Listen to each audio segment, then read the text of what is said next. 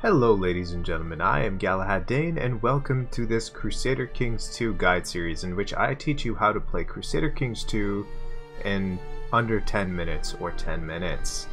Now, today I just wanted to talk about your council, as your council is one of the most important things in the game.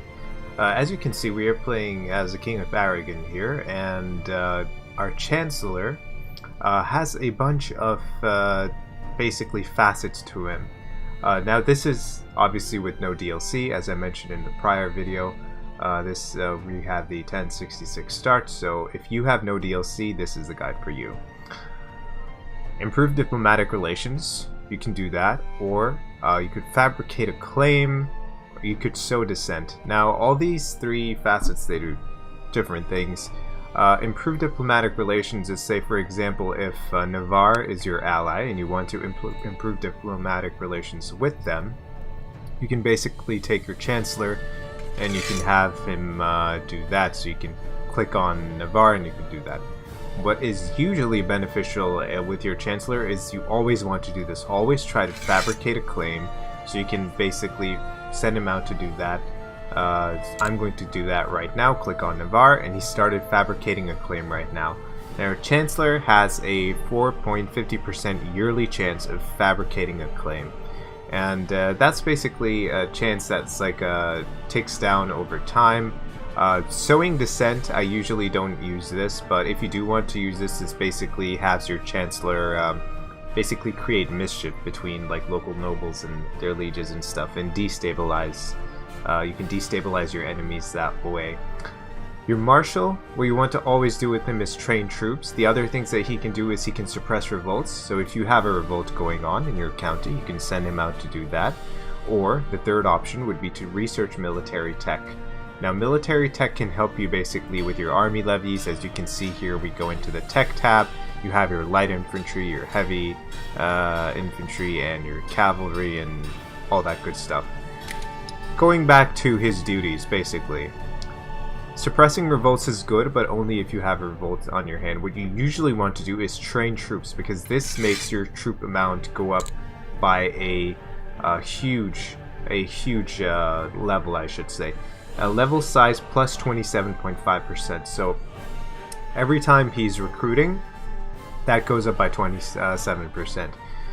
Your Steward is the one who basically collects your taxes and makes your income level go up here. As you can see, we have 86 ducats here. Our wealth is 86 ducats. What you always want your Steward to do is collect taxes. Now the other things that he can do is oversee construction, and he can research economy tech. Now researching economy tech is not that beneficial.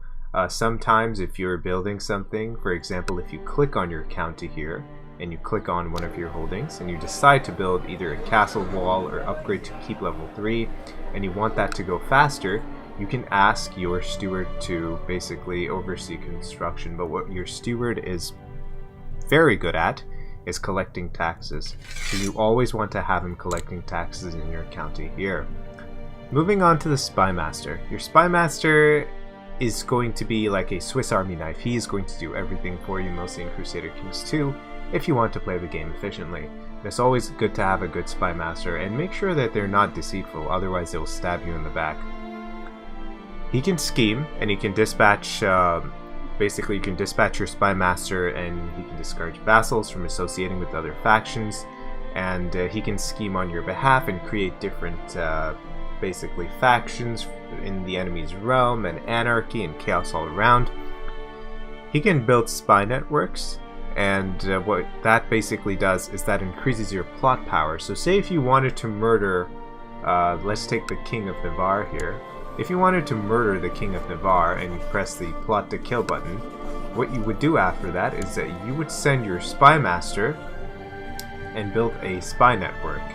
So you would click that and you would click on Navarre to basically increase your plot power. Now what you usually want to do in early game is study technology, as this is very powerful in Crusader Kings 2. What I usually do is I click study technology, and as you can see I don't have any DLC here, so the best place to send them is to Constantinople. Now this province here of Constantinople is very important because it has so many holdings and they're so advanced in tech So as soon as their tech goes up, basically your Spymaster will send that information back to your county here, and you will get the benefit of technology. The last job is of your court chaplain. Court chaplains perform a very similar task to your Spymaster, where they are needed on certain occasions to do different things. You can proselytize the province when there is a heresy going on, so if somebody's changing over to a different religion, you can do that. You can research cultural tech, or you could improve religious relations with the Pope. Now, if the Pope is angry at you, you can obviously, like I mentioned before, click on him and send him over here to the papacy. You could proselytize, as I mentioned before, and convert people to Christianity. What I usually like to do is click on him and research cultural tech in my own province. Now, why do I do that?